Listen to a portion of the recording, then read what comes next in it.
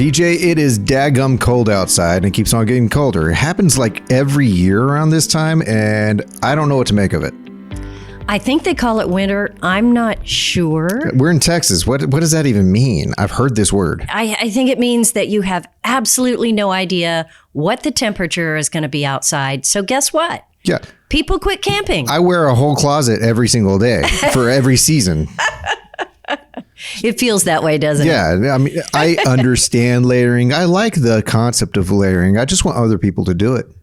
I don't care what they do. I just don't want to be cold. Okay. So what are we going to talk about today? We're going to talk about cold weather camping, like what makes winter RVing actually work. Because there are people who love winter RVing, and there are people who obviously like that. Not for me, putting it away. Well, there is a surprising number of people who do it, and for reasons that don't always line up with things that I thought of. So we're going to talk about that and just a few tips to get you out there. So let's jump off and get the party started. Welcome to the RV Small Talk podcast, where we talk about lightweight trailers, truck campers, and people, places, and adventures that go right along with them. We're your hosts from Princess Craft RV. I'm Clint. I'm PJ. Lindsay is out today, so we may catch up with her in a future episode. Probably the very next one is my guess. One hopes. I miss her when she's not here. Yeah, and she's made it a point to not be here this week, and that's problematic. Well, it's flu season, and it blew through her household. What do you say? Yeah, it happens. Like a single ply tissue.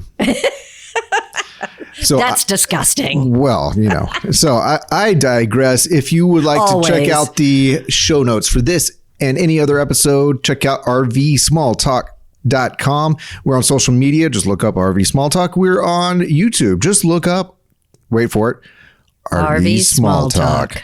Okay, so let's talk about this article I found, which says right at the top, and this is from RVIA, the RV Industry Association. They say right at the top, 15 million RVers plan holiday travel in U.S., yet another indicator of the outdoor recreation industry's enormous economic impact. What are your thoughts? Hot takes. That's a heck of a lot of people. Yeah, it is. With as many units as we winterize here. Right. That's a lot of units still out there traveling around. Yet again, another thing that boggles my mind. I grew up, and I've told you this before, I didn't know anyone who RV'd. My grandparents had a trailer, and I guess they used it, but You don't remember the big RV trips. I saw it change locations once. In all those years of being around my grandparents, and I had no other friends who had RVs, no families. Maybe they were just RV squatters, because you know what? There are those people who, I know no one listening does this, but they buy an RV, they park it, and they plan a trip. Yeah, maybe. Right? Yeah. And there it sits. It was not far from the house. They were just in the house.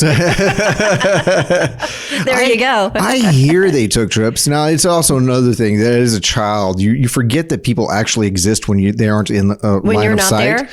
So when you're not there, they're still there. They actually did other things. I just never saw it happen. Well, a lot of people apparently are thinking of traveling. And, the whole landscape of the RV business, it has changed so much in the past 2 years. So many more RVs out there, but so many more people of different, what am I trying to say? Different ages, different interests. The demographics have changed. Expanded from what it was 5 years ago. That's right. So some of the things that I read in this article were really eye-opening for me. Like what? And I read this stuff all the time. It's true. You do. I mean, this is what I do for a living. I know that will surprise you. And I go straight to work doing what I do best, forgetting what you told me. Yeah. Well, on purpose. I think you forget it while I'm telling you. It makes me live in a world of wonder. If I actually remembered everything, I fear it'd get boring. But if I forget stuff, then I learn it again. It sounds like the first time. That's weird. No, it's a hopeful, optimistic view. Is that kind of like me watching movies? I am famous in my family for people saying, we'll be sitting there going, oh, why don't we watch that? You've seen it. I have? did I like it? Because I don't remember it. Yeah. I never remember My things question that I is, see. how do you watch movies? Because my estimation is you watch movies a little bit more like in the background versus in the foreground. Like Well, it's not priority attention to you. I think I'm watching it. But it, You would know, PJ. You would know. would I? But it totally stays in my short-term memory, apparently, because so much of it I don't remember. You know, it is momentary entertainment. Do you lose the plot in life? No. I don't know. I just don't remember it. Very few things make a lasting impression like that. I can't tell you actors' names. I can't tell you directors. Yeah. I don't know any of that stuff. I just kind of let it graze over the top. Is there and it's any gone. category where trivia is your thing? No. Okay. There. No. And so that's where I don't understand your situation, because trivia in anything, even if you're not interested in it, is your thing. Sounds very trivial when you put it that way. Yes, it is. Okay. So back to the article. What you said, some things kind of stood out to you. Okay, 15 million RVers plan to travel. And that's just between Thanksgiving and New Year. So that's a short amount of time. That's right. And that's what they asked in this study that they did. Between Christmas and New Year's. Nope.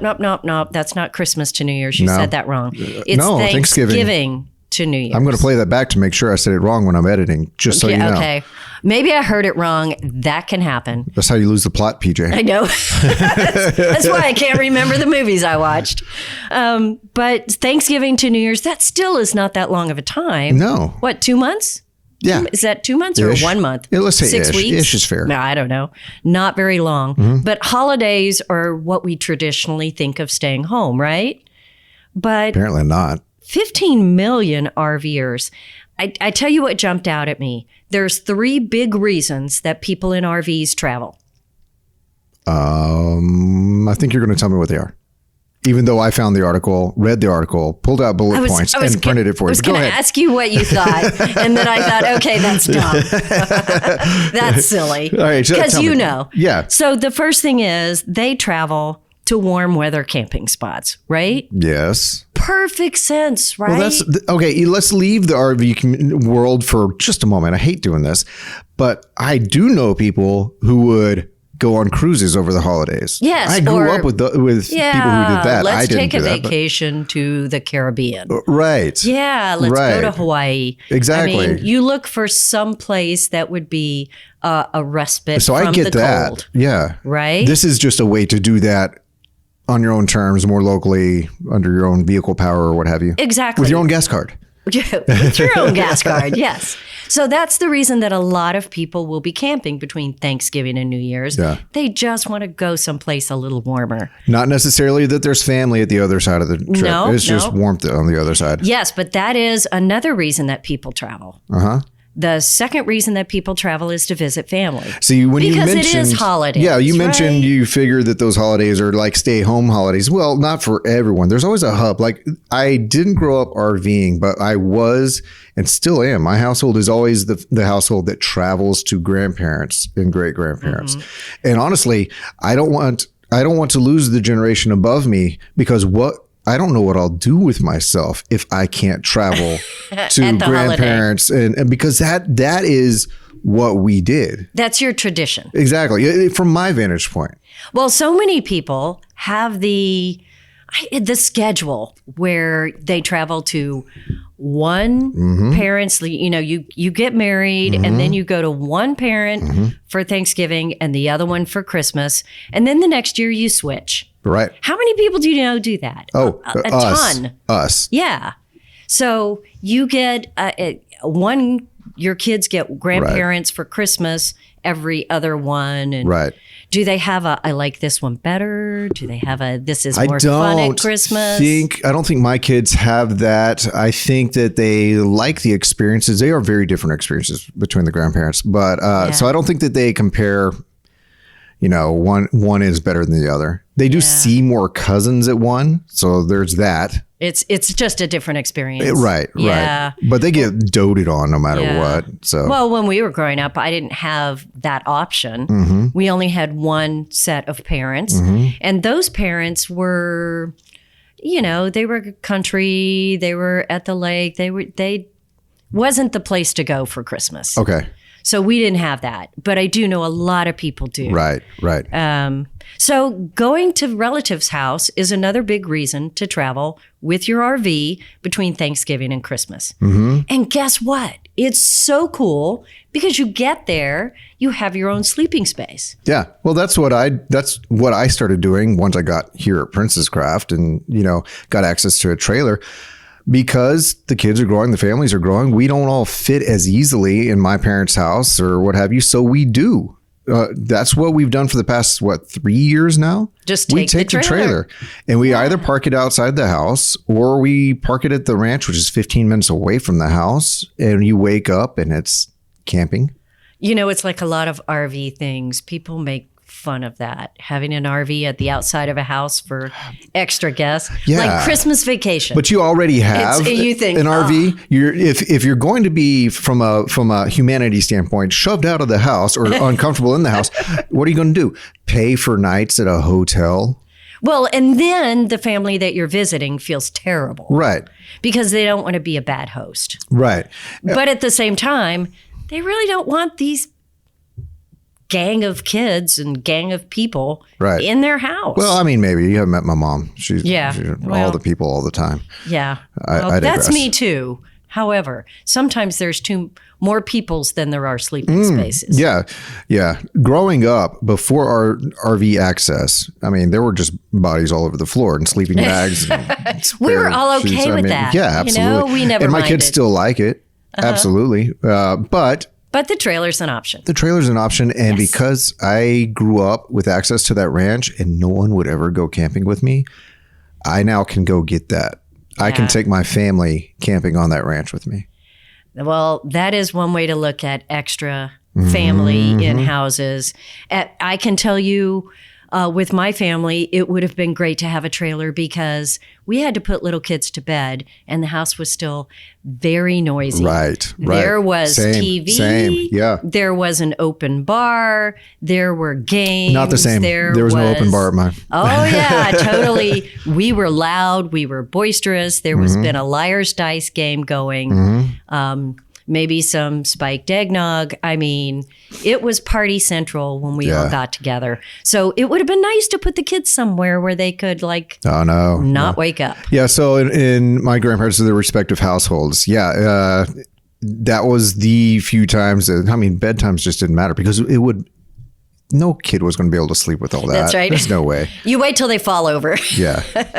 Okay. So that is probably a very big reason that people go RVing, not the traditional RVing that we think about. Now, I've heard of several people, they will actually do their Thanksgiving in a state park. They'll go to a state park near family and they'll be like, hey, it's kind of a different situation. And they actually fall in love with it, that they actually have their kids and their grandkids maybe meet them at their trailer and they do Thanksgiving outdoors.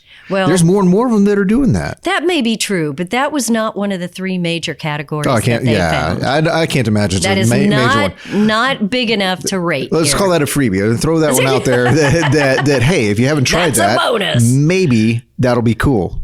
Give it a go. The third one really surprised me. Okay. Yep. So the third category where a lot of people use their RV was going to ski resorts. Yeah. How many people decide to go skiing for Thanksgiving or Christmas? Between Thanksgiving and Christmas? A ton. Right. Now. And it has become very popular to bring your as RV. A Texan. Amazing. I kind of get it. And I've heard of a lot of people that do this. I have who will, and I've seen, and I've followed the forums and I'm on Facebook. So I see people who actually take their RVs to these ski resorts. And as a Texan, that scares the bejesus out of me. Why? Ice. Well, Snow. You don't like drive on roads to the resort and back home. Yes, it turns out that's how that works. Okay.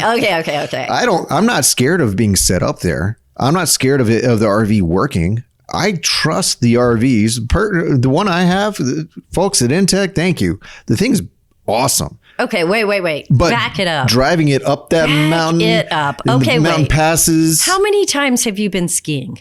More than About 10. Also enough to know that you don't live at the top of the mountain generally. No. There are RV parks that are outside that are nearby. Yeah. And then you drive to the ski resort part of it or drive to the top of the mountain. I have been on long bus rides to ski resorts where we didn't take the bus to the top of the mountain. And yet we did run into black ice. Sure. On the highways. That's going to happen anywhere. But you Not can park summertime. okay. That's what I'm saying. We're supposed to be encouraging here. Yes, but we're also supposed to be real. And I'm telling you, this is one of those things that a Central to South Texan, because I grew up in South Texas, goes, I don't know if I'm ready for that. And it's not that other people aren't right.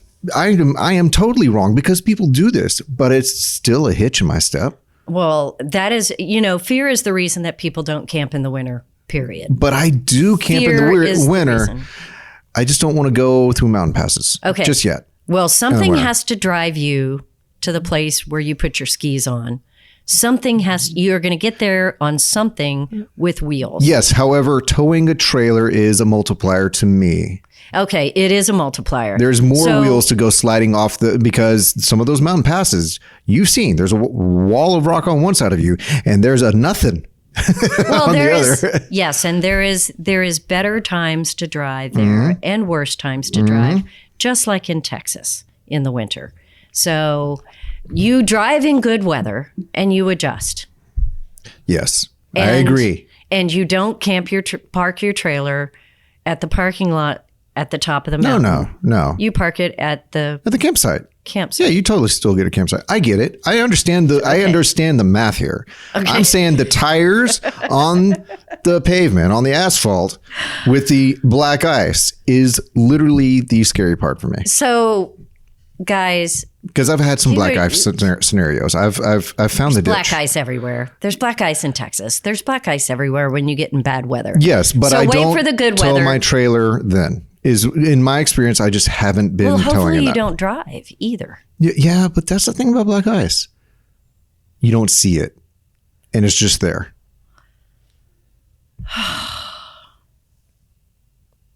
I'm going to look at the camera while you deal with me. Okay, moving along, y'all. A lot of people can drive in the winter, and they can go skiing. Yes, and I've done it. I told you I've done it. Yeah. I've done it. I just haven't done it with a trailer. And that's literally it. That's it. Okay. You're having more of an issue with this than I am at this point. You're having an issue with my issue. Have you towed a trailer to a ski resort? I have towed a trailer to a ski resort in cold weather. Yeah, me too. To cold locations where you could ski. Mm-hmm. And when the weather was bad, I didn't drive or tow a trailer. Okay. Now let's not belabor this point. Let's move on because there's no reason to turn this into a fight cast. Because I'll lose. You never quit. I don't have to quit in my mind, Clint, but I should now. Clint is like a pit bull. He grabs on and he does not let go. I will hear about this conversation weeks from now. As per my next email. When I line this out. Our next cold weather that involves any humidity at all, we will have this conversation again. Because there's going to be some little baby deer crossing the road and it's going to exhale and there's more moisture in its breath and it's going to be close to the ground. It's going to turn into black ice on the road. Never mind, y'all. Never mind. So amazingly enough, one of the top 3 things people do when they RV between Thanksgiving and New Year's is go to ski resorts. Yes. I mean, I would have picked celebrating in the campground. Yeah. Just in cold weather. Sure. But no, that ski resorts, visiting family, and finding warm weather was the top 3. I thought that was surprising. Sure. So that's what I was surprised about 20 minutes later since this conversation. I mean, not 20 minutes. I mean, okay, close. We don't have to argue that one. Close enough. Okay. So that is surprising.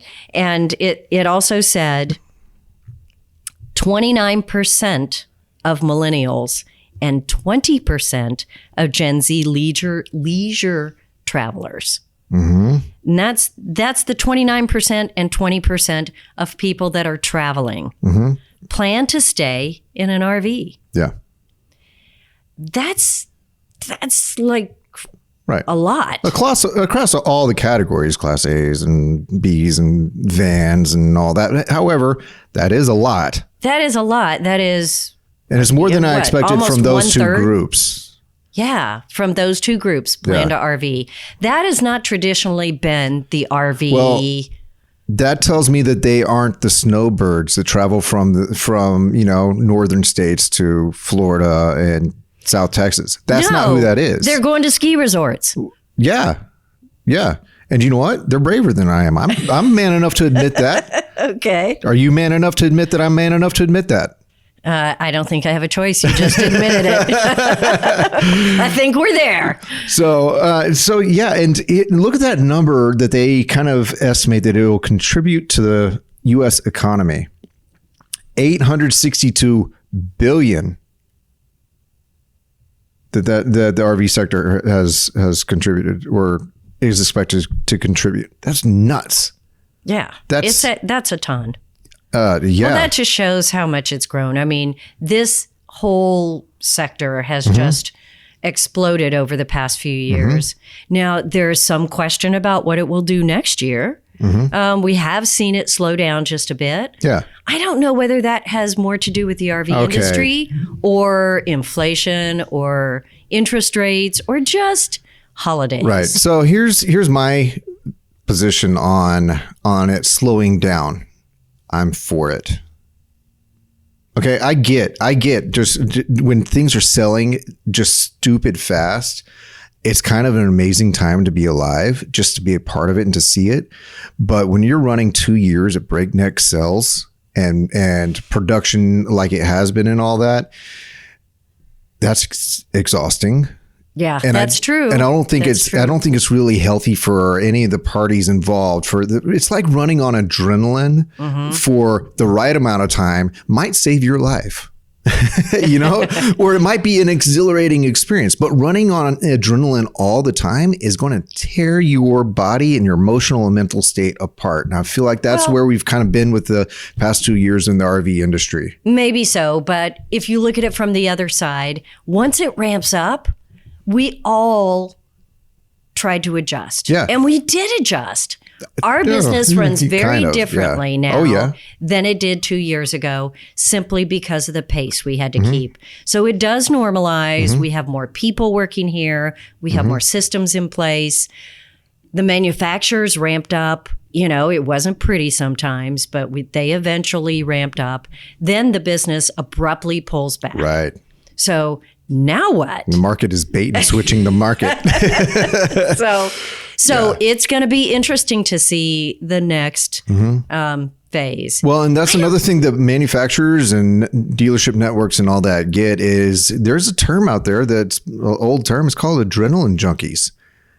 If with me comparing that pace to having to run on adrenaline, your body gets used to it and all that. I think the industry gets addicted to it. And yeah, we've changed for many reasons and in many ways for the better. Well, but I think that there's a little bit of adrenaline junkie going on. And so there's withdrawals and there's of some uncertainty. And I actually don't feel uncertain. Particularly, I'm looking at the camera again. Particularly with Princess Craft, I think Princess Craft is actually sitting very nicely for however deep a slowdown we have. Princess Craft, where I am employed, it feels like it's going to be A-okay. Well, I understand how you would enjoy the break just a bit. It's just, again, another adjustment time of normalizing. And anytime anything changes, whether it goes up or down, it takes some time to kind of get it right. We are not necessarily better at what we do when things abruptly slow down. You would think we would be because we'd have more time, but things just get off pace somehow. So I don't know. I think it'll take till next spring to normalize, but it'll be good. And I was super encouraged that this many people were still out camping Yeah. between Thanksgiving and New Year's. Yeah.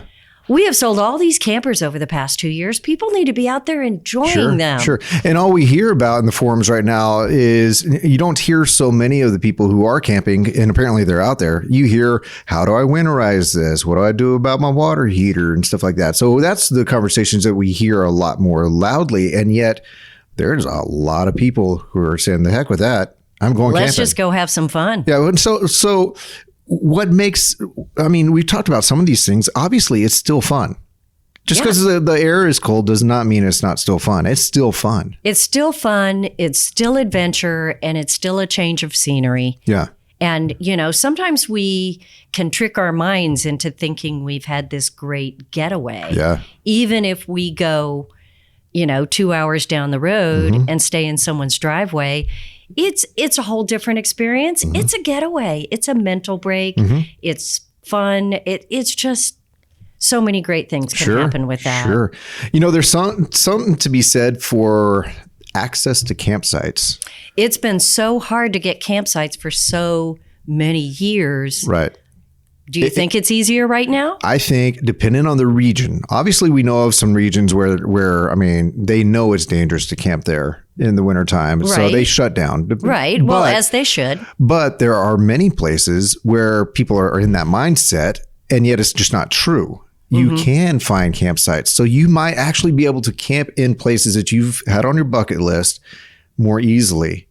Just because there are masses of people. It's not the summertime rush. The kids aren't out of school for this big long time. And even if they are out of school, they're probably at their grandparents, So you might have a chance. That's right. So now's the time to take that one thing you've always wanted to do. And maybe you want to go back in the summer too. Sure. But yeah, maybe take a first pass at one of those cool things. Well, you mentioned that, and that's one of my bullet points here. Every location has a new character or personality with the changing season. You could camp in literally the same campsite at the same campground and be blown away 4 times a year. Well, only 2 in Texas. 4 times a year, maybe someplace else. Not fair, but it's true. It's true. It is true. We only have 2 seasons here. Either it's hot or it's cold. Yeah. So, and it's not just the flora and the fauna that changes. The events change. I mean, if let's say the holiday season and you're in some of these small locations, you might run into the neatest one time of your annual event, an Oktoberfest, or something like that, some winter wonderland somewhere that you get to be a part of because you're willing to go out at a different time of year. I had actually thought about this winter, we ought to look around Central Texas. I know there's some small towns that do these amazing light displays right.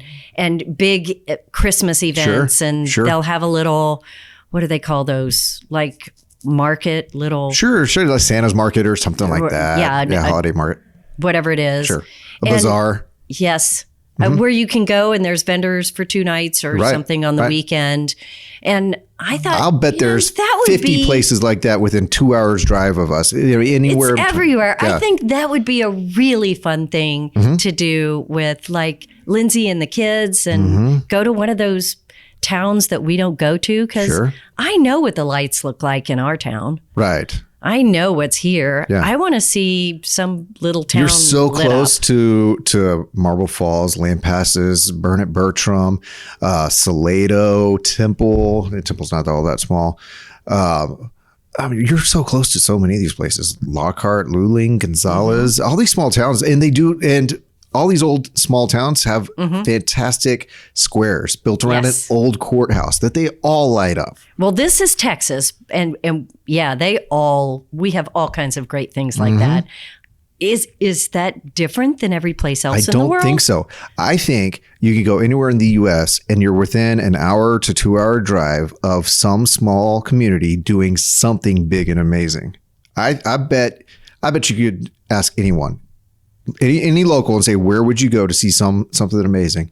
And they'll know. Well, that would definitely be on my list. That would be something that would entice me to do winter camping. And you just figure you're going to bundle up. You're going to have your hot cocoa or your hot apple cider, and you're going to wander around, and it's going to be some magic. And you're not far from it, folks. Go camping near it.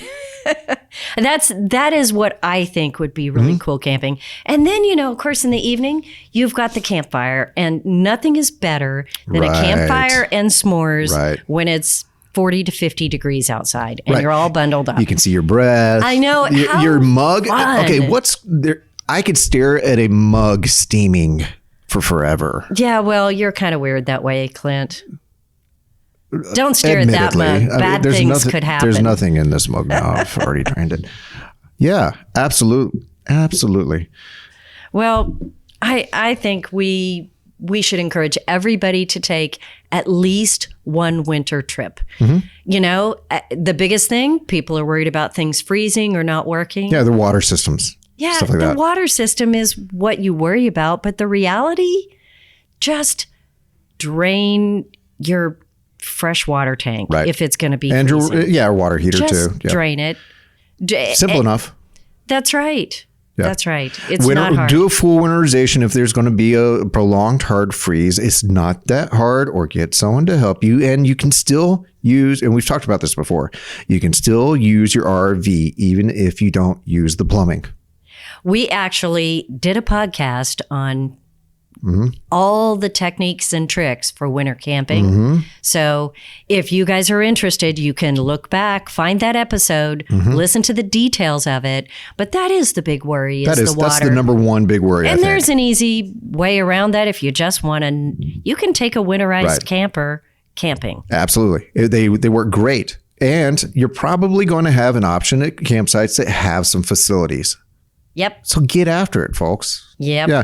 Well, and the other thing is modern batteries. People are concerned about, lithium ion they'll discharge in the cold, but they may not charge in the cold. Well, if you just take a few steps to prepare for that, there's these warmers that you can put around a battery. They're 12 volt and they take hardly any draw. So the battery still can charge and discharge. Some batteries have built-in heating systems. Or if you have a 4-season camper, your battery's probably in a location that can stay warm enough anyways, either forced air or something like that. So again, whether it be from an engineering standpoint from the manufacturer or from a standpoint of you just being prepared and thinking about it, it's not that hard to still go. It's not. It's so fun. So are you going to camp this winter? I'm going to do my usual. So what's on my schedule is my usual Thanksgiving, take the trailer with me, which it's Texas. That's not going to, we're going to see 40 degrees. Right. And then over Christmas, I will probably take it down to the Victoria family and all that as well. Those are the only things on my schedule. So you fit right into our 3 categories, don't you? Yep. And I'm not heading skiing, but if you dared me to, I'd get over myself. I totally would, because I do intend for my young kids to find a ski slope within the next year if I can, for the first time. Right. So, because kids pick up skiing so much easier than... They're not scared. No, they're close to the ground. So if they fall, it's kind of like whatever. It's kind of fun when they fall. I mean, exactly. It's a long way down when you fall. It is. And I'm usually bouncing off trees and stuff like that. And this repaired knee doesn't look forward to it, but I'm going to do it. Yep. Well, I know that I'm going to try to get out there to see the Christmas lights. So we'll be sure to report back when we get out there. Wait. Are you going to go camp near some Christmas lights? Yeah, I think that would be fun. Okay. Yeah. Even if it's an hour down the road. Yeah. So everybody, I need you to hold her to this. Yes. Okay. Just because she says it on a microphone doesn't mean she doesn't need some encouragement. Okay. That's true. But I want to hear. Her email is. and I want everyone else to try that as well. So. Don't mothball your trailer for a few months if you don't absolutely have to. That's right. You know who wants to move into your trailer if you winterize it and put it in storage? Do you know who wants to move in? No. Mice. Those little bitty mice. Mice. If you keep using it, they are less likely to move in. Not saying 100%. That's not how this works. But they are less likely to move in if you are using your RV. Well, I hope everyone is out there using their RV. And you know what, folks? If you're not, get your calendar out and start planning for the spring, because now's the time to do it. It will fill up. There will be plenty of people camping then. Get your reservations in. You know what? Just sometimes planning for an adventure is it's encouraging. Sure. So get that done. If you're not camping, plan to camp. Don't plan to camp. That's not cool. Yeah. Yeah. All right. Yeah. Does that pretty much wrap it? I think that wraps it, except we forgot one thing. What? We didn't say Happy Thanksgiving. Oh, okay. For all you listeners who are about to embark upon a wonderful holiday season of joyfulness, thankfulness, and togetherness, we wish you a hearty and a mighty and a wonderful and a joyful Thanksgiving holiday. May it be full of cheer and peace and warmth. And may you not throw up after you listen to this. Happy Thanksgiving, everybody. That's right. Happy Thanksgiving. See you next time. Don't forget to check out the show notes at rvsmalltalk.com. Find us on social media or anywhere else on the interwebs, RV Small Talk Podcast, and drop by Princess Craft anytime. We are in Round Rock, Texas, and we have a new location in Houston, Texas. So check that out, everybody. And until we get Lindsay back, I think that's just where we just say bye again. I think so. Okay. Bye.